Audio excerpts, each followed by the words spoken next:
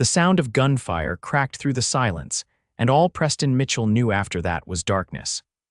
Dust filled his lungs as he lay face down in the dirt, blood pooling beneath him, the Nevada sun beating mercilessly on his back. He wasn't sure how long he'd been lying there, minutes, hours, maybe even days, when a cool hand pressed against his neck, checking for a pulse. "You're too stubborn to die," a woman's voice said, more observation than praise, as she rolled him onto his back. Preston tried to open his eyes, but they felt weighted down. All he could make out was a blurred silhouette against the bright sky, a woman with hair the color of wheat fields at sunset. Pain shot through his side as she pressed something against the wound, and he slipped back into unconsciousness. The next time Preston woke, he was lying on a proper bed. His side burned like fire, and his throat felt like sandpaper. He blinked several times, trying to orient himself. The room was small but clean, with simple furnishings and a window that let in streams of afternoon sunlight. A rifle stood propped in one corner, and herbs hung drying from the ceiling rafters. "So you've decided to rejoin the living," came the same voice he'd heard before. Preston turned his head to see a woman sitting in a chair nearby, a book open on her lap. She was perhaps 25, with amber-colored hair pulled back from her face, revealing high cheekbones and eyes the green of spring grass. She wore a simple dress, practical for frontier life, but there was nothing simple about the determined set of her jaw or the wariness in her eyes. "Where am I?" he managed to rasp. The woman set her book aside and approached with a cup of water. "My homestead, about 12 miles outside Silver Creek. I found you half dead on my property 3 days ago." She helped him drink, supporting his head with a surprisingly strong hand. "I'm Victoria Prescott. Most folks call me Tori." "Preston Mitchell," he replied when he could speak again. "Most folks don't call me anything worth repeating." A hint of a smile touched her lips. "Well, Mr. Mitchell, someone certainly wanted you dead. You took a bullet to your side, missed your vital organs by the grace of God, but you lost a lot of blood. I dug the bullet out and stitched you up best I could." Preston's hand moved to his bandaged side. "You a doctor?" "No, my pa was. I learned what I could from him." Her expression clouded momentarily. "Do you remember what happened to you?" Preston closed his eyes, trying to piece together fragmented memories. "I was riding back from Carson City, had some business there." He didn't mention that the business had been collecting a bounty. "Group of men ambushed me, 5, maybe 6 of them." He remembered the leader's face clearly. Samuel Blackwell, a man he'd been tracking for months. "Thought they'd finished me." "Well, they nearly did." Victoria poured more water for him. "Who are they?" Preston hesitated. "The fewer people who knew about his business, the better. Just some men I had a disagreement with." Victoria's eyes narrowed. "Must have been some disagreement to end with you shot and left for dead on my land." "It was," Preston agreed, not offering more. "You're a bounty hunter, aren't you?" When he didn't answer, she continued, "The wanted posters in your saddlebag gave you away. That and the modified holster for quick draw." Preston's eyes darted to the corner, where he could see his gun belt hanging on a peg. "You went through my things. I needed to figure out who you were in case you died. Someone might have been looking for you." She returned to her chair. "Don't worry, your money's still there. I'm not a thief." "Never said you were." Preston tried to sit up, wincing as pain lanced through his side. Victoria was on her feet immediately, pushing him back down. "You're not going anywhere for at least a week. That wound needs time to heal, unless you want to tear it open and bleed to death after all. I appreciate what you've done, Miss Prescott, but I can't stay. Those men think I'm dead, and that gives me an advantage I can't waste. The only advantage you have right now is that I haven't thrown you back outside for the coyotes," she said firmly. "You're running a fever, you've lost too much blood, and you can barely lift your head. Whatever vendetta you've got can wait." Preston wanted to argue, but the room had started spinning, and darkness crept at the edges of his vision again. "A week," he conceded before slipping back into unconsciousness. The days that followed established a routine. Victoria would check his wounds in the morning, changing the bandages and applying a foul-smelling poultice that she claimed would prevent infection. She'd help him eat, mostly broth and bread at first, then heartier stews as his strength returned. In the afternoons, she would tend to her small farm. Preston could hear her moving about outside, talking to the chickens, cursing softly at stubborn plants.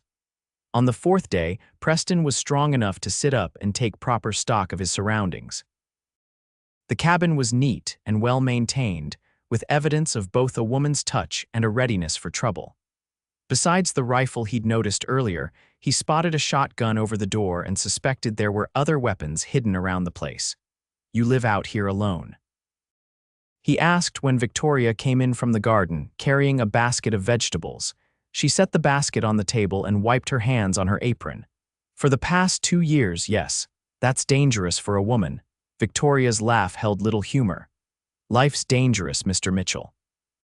Especially out here." She began washing the vegetables in a basin of water. "I can handle myself." "I can see that," Preston said, noting the calluses on her hands and the confident way she moved. "But most women wouldn't be patching up strange men they found shot on their property. Most would have left me there or finished the job."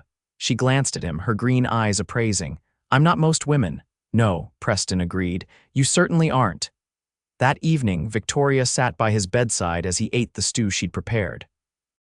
He'd noticed she always kept her distance, never sitting too close, always keeping something between them, a habit of someone who'd learned caution the hard way. "How'd you end up out here alone?" he asked, setting aside his empty bowl. Victoria was quiet for so long he thought she might not answer. "My father was the doctor in Silver Creek for 20 years, good at his job, respected. My mother died when I was young, so it was just the two of us." She stared into the fire. 3 years ago, there was a dispute over some land north of town. Turned violent. Pa was called out to tend to one of the ranchers who'd been shot. On his way back, he was ambushed, killed by men who thought he'd taken sides by helping that particular rancher. Preston watched her face, noting how she held her emotions tightly controlled. "I'm sorry. After that, I couldn't stay in town. Too many memories, too many people who looked at me with pity. I had a small inheritance, enough to buy this place." She gestured around the cabin. "Been here ever since." "Alone," Preston said. "Alone doesn't mean lonely, Mr. Mitchell. I have my books, my garden, the occasional patient from nearby homesteads." Her gaze met his. "What about you?" "Bounty hunters aren't known for settling down." Preston smiled faintly. "No, we're not." He shifted, finding a more comfortable position. "I was a lawman once, deputy sheriff over in Carson City. Found I was good at tracking men who didn't want to be found. When the sheriff took to drinking after his wife died, things fell apart. I left, started hunting bounties." "And the men who shot you?" Preston hesitated. "The leader's name is Samuel Blackwell. He and his gang have been terrorizing small settlements across the territory. Robbery, extortion, murder. I've been tracking them for months, finally cornered Blackwell in Carson City. Was bringing him in when his men ambushed us. They freed him and left me for dead." Victoria's expression hardened. "Blackwell, I know that name. His men came through Silver Creek last year, shot the blacksmith when he couldn't pay their protection fee." "That sounds like them."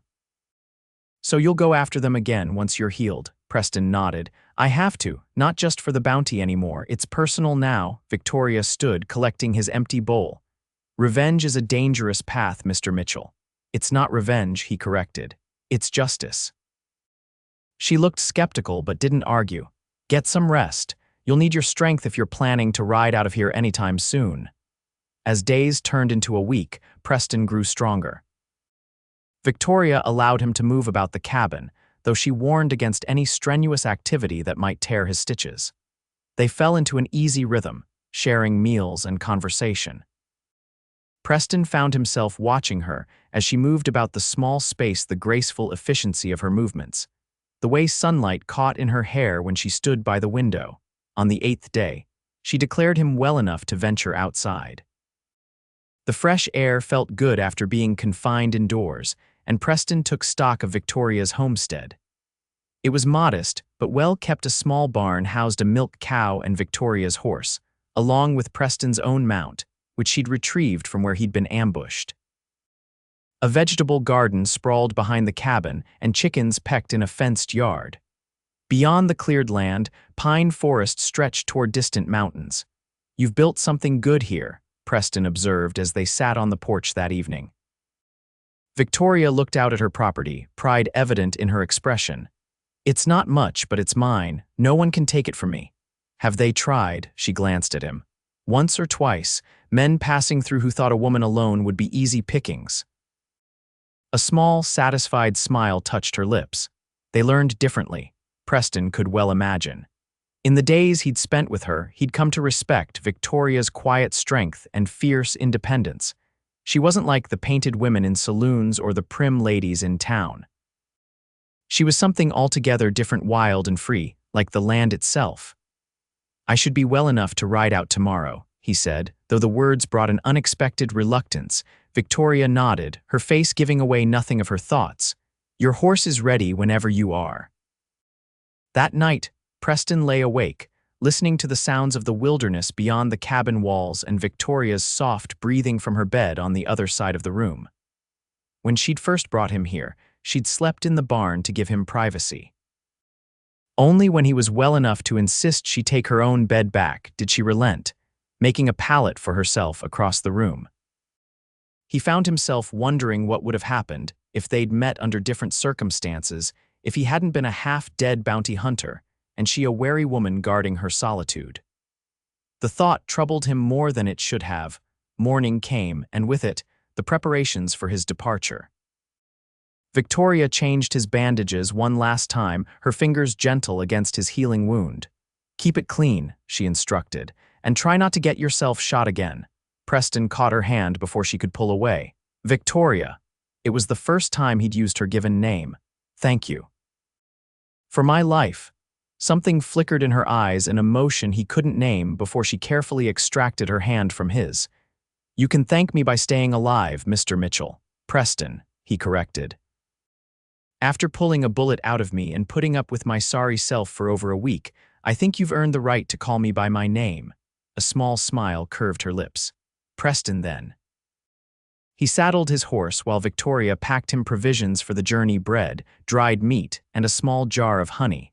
She also returned his weapons, his revolver, rifle, and the knife he kept in his boot. Where will you go? She asked as he mounted his horse.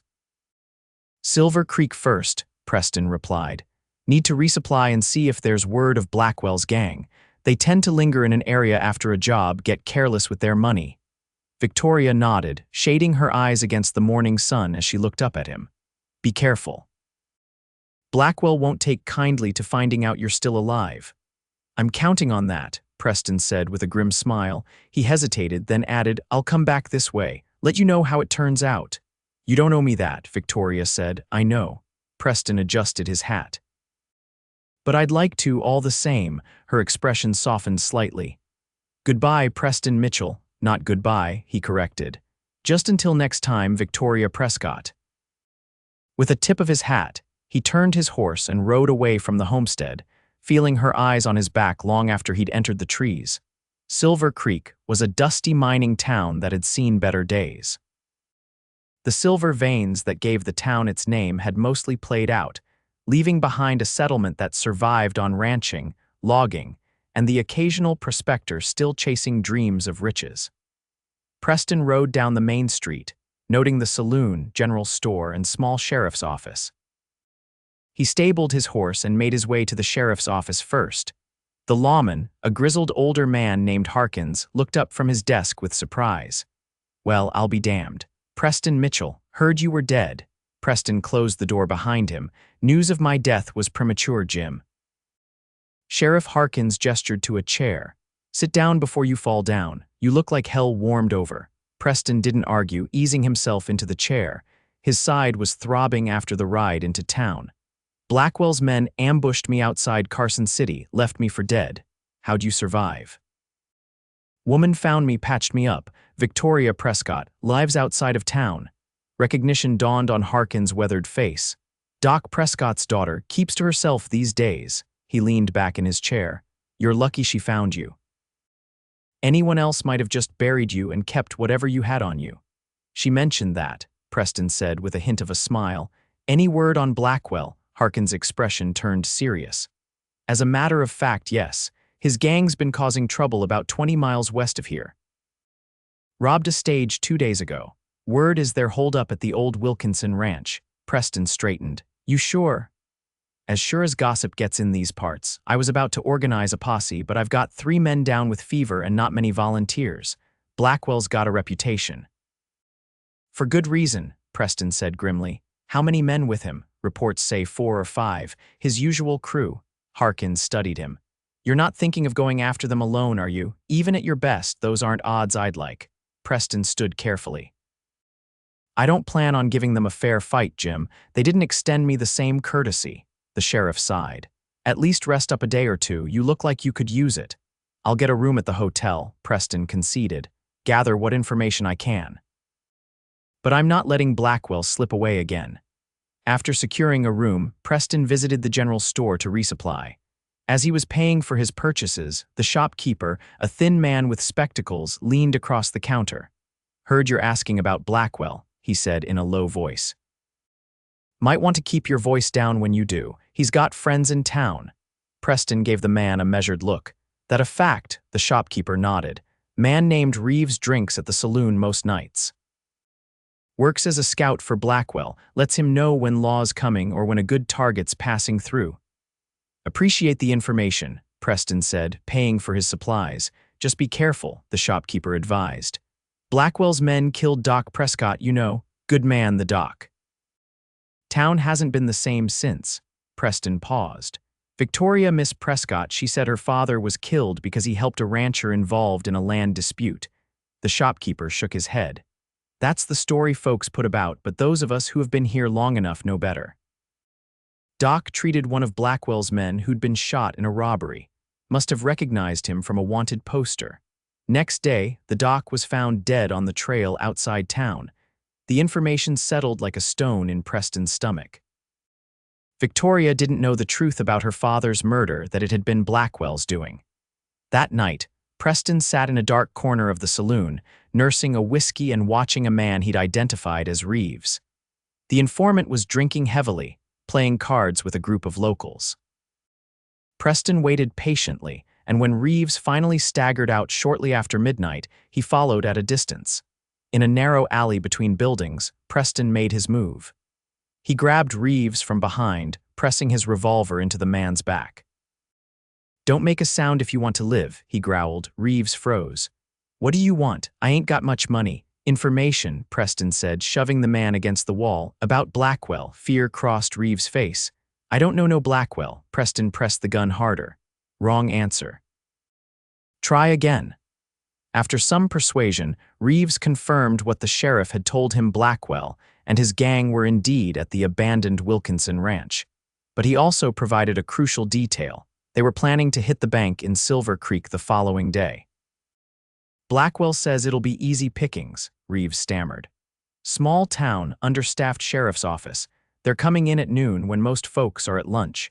Preston considered this information. If he waited, he could catch Blackwell in town, but that would put townspeople at risk. Better to confront him at the ranch, away from innocent bystanders. If I find out you've warned them, Preston said, I'll come back for you. Understand? Reeves nodded frantically. I won't say nothing, I swear. Preston released him with a shove. Get out of town tonight if you're smart. The next morning, Preston rode out before dawn, heading for the Wilkinson Ranch. His side ached, but the pain was manageable. He knew he wasn't at full strength, but surprise would have to make up the difference. The old ranch came into view as the sun cleared the eastern mountains. It was a dilapidated place, a main house, barn, and corral, all showing years of neglect. Preston counted 5 horses in the corral. Smoke rose from the chimney of the house, and a man stood guard on the porch, rifle in hand. Preston dismounted and tethered his horse in a grove of trees a safe distance away. He checked his weapons, revolver, rifle, and knife, and moved through the underbrush toward the back of the property. Years of tracking fugitives had taught him patience.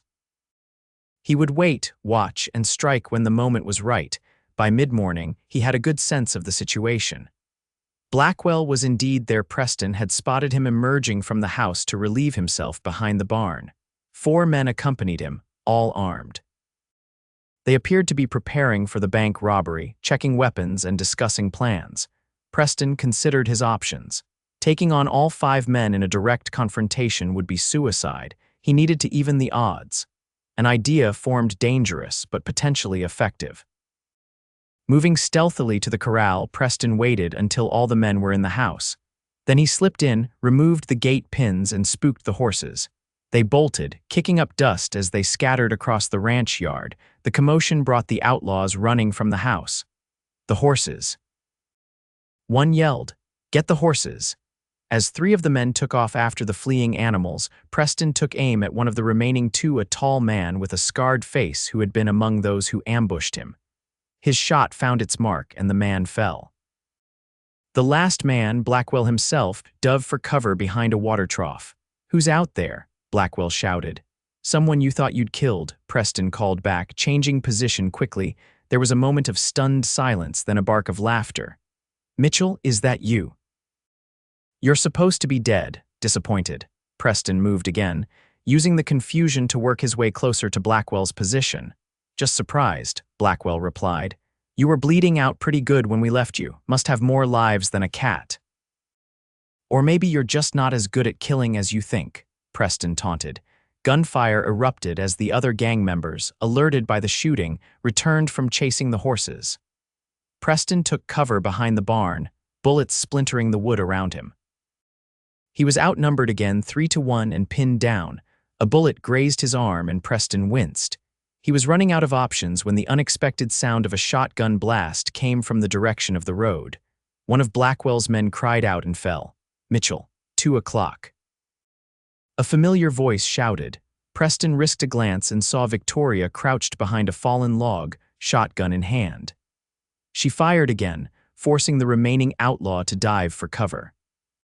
Taking advantage of the distraction, Preston broke from his position and fired at Blackwell, who had emerged from behind the water trough. His bullet found its mark, and Blackwell staggered, clutching his shoulder. In the ensuing chaos, Preston closed the distance and tackled Blackwell to the ground. The outlaw fought viciously, landing a punch to Preston's wounded side that sent pain shooting through his body. But fury and determination drove Preston forward. This man had left him for dead, had murdered Victoria's father, had terrorized countless innocents. With a final surge of strength, Preston subdued Blackwell, pressing his revolver to the man's temple. "It's over," he growled. The last of Blackwell's men surrendered when he saw his leader captured. Victoria approached cautiously, shotgun still at the ready. "What are you doing here?" Preston demanded, not taking his eyes off Blackwell. "Saving your life, apparently," she replied. "Reeves came to my place last night, told me what you were planning, said he owed you for not killing him." Preston secured Blackwell's hands with a rope.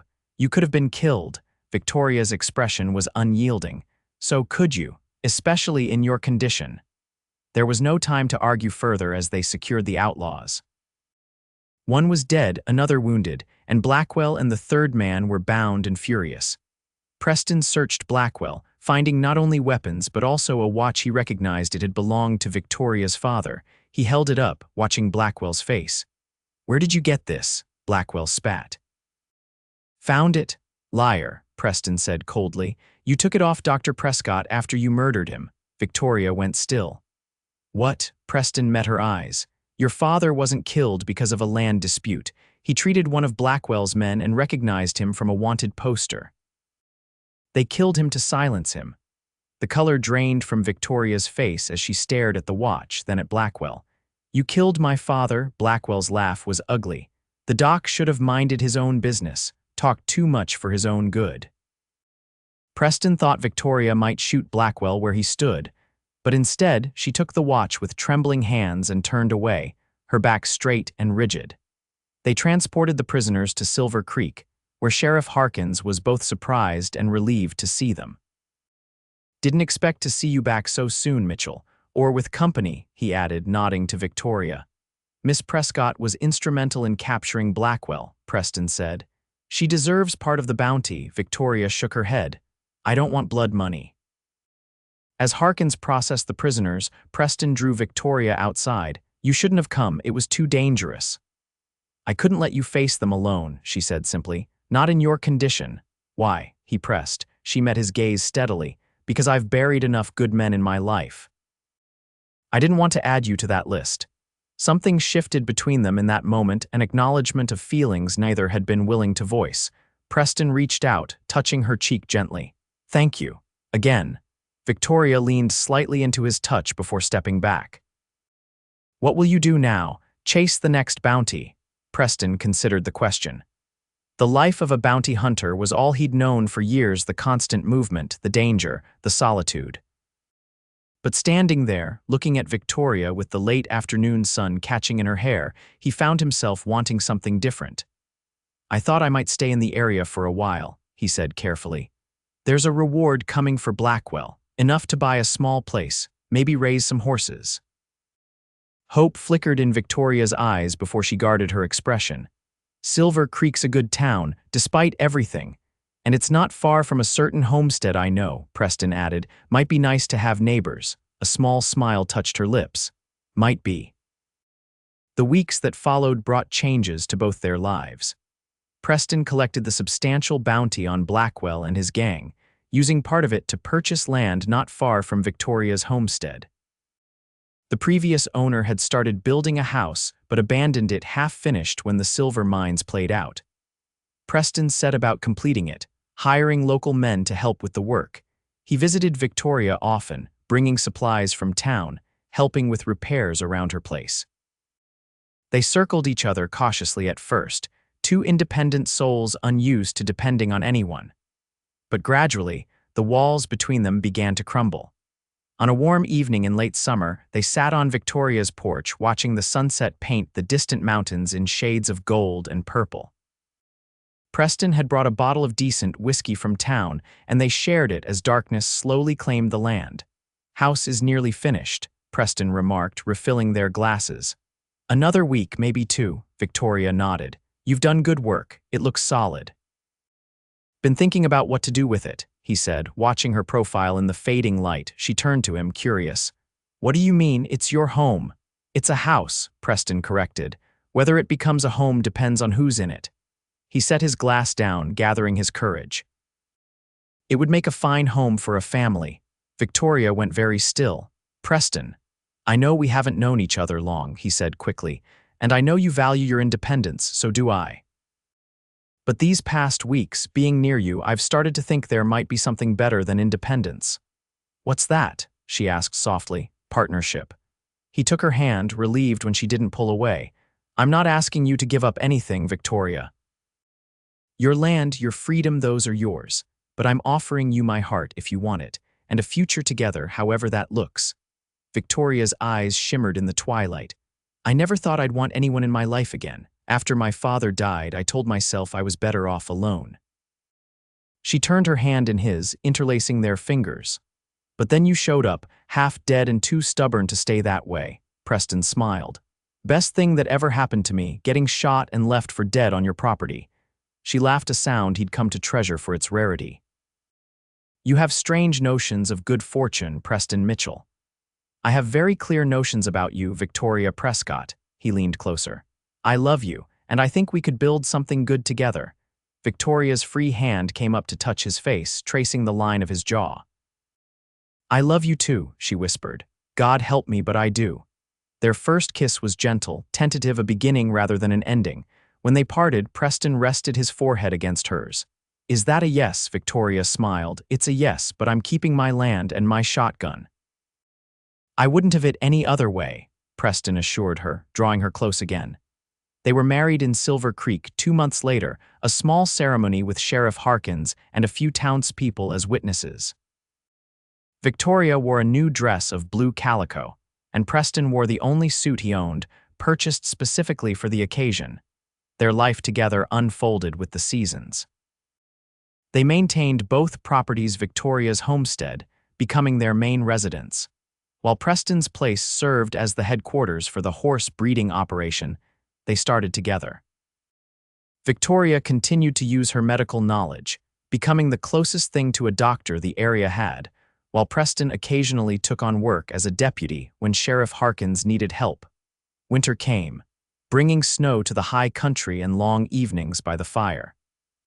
They read to each other from Victoria's books, planned expansions to the stables, and learned the intricate dance of two strong-willed people sharing a life. There were arguments, both being too stubborn to easily yield, but they always found their way back to each other. In the spring, as new foals tested wobbly legs and wildflowers carpeted the meadows, Victoria shared news of her own they would have a child by winter's return. Preston's joy knew no bounds, though it was tempered by concern for Victoria facing childbirth so far from proper medical help. "We should move to town until after the baby comes," he suggested as they sat on their porch one evening, his hand resting protectively over her still flat stomach. Victoria shook her head. "This is our home, Preston. This is where our child should be born." "But if something goes wrong, then we'll deal with it," she said firmly. "I delivered half the babies in Silver Creek when I assisted my father. I know what to expect." Preston knew better than to argue when she used that tone. "At least let me ride into Carson City and bring back a proper doctor for the delivery." To this, Victoria agreed. "If it will ease your mind, yes." As Victoria's pregnancy progressed, their home underwent its own transformation. Preston built a cradle from pine harvested on their land. Victoria sewed tiny garments in the evenings, her nimble fingers creating practical but beautiful items for their child. They converted a small room off their bedroom into a nursery, painting the walls a soft yellow. Summer faded into autumn, and Victoria's time grew near. Preston's protective instincts intensified, much to her mingled amusement and frustration. "I'm with child, not made of glass," she reminded him when he tried to prevent her from carrying a basket of apples from their small orchard. "Humor me," he replied, taking the basket. "It's my first time at this." Victoria's labor began on a clear December morning. Preston sent their ranch hand galloping toward Carson City for the doctor, then set about preparing everything Victoria might need. She directed him calmly between contractions, her medical knowledge serving them well even as she was the patient. "Boil more water," she instructed, "and bring the clean linens from the chest."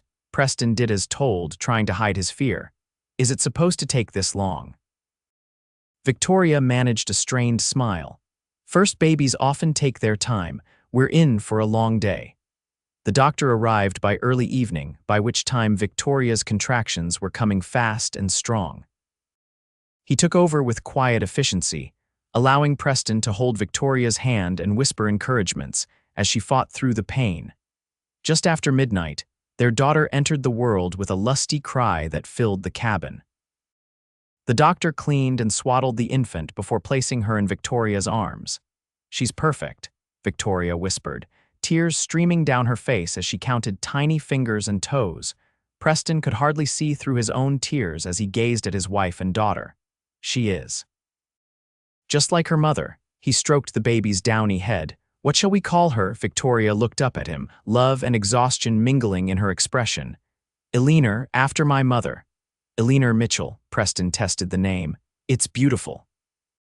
In the years that followed, their family and their homestead flourished.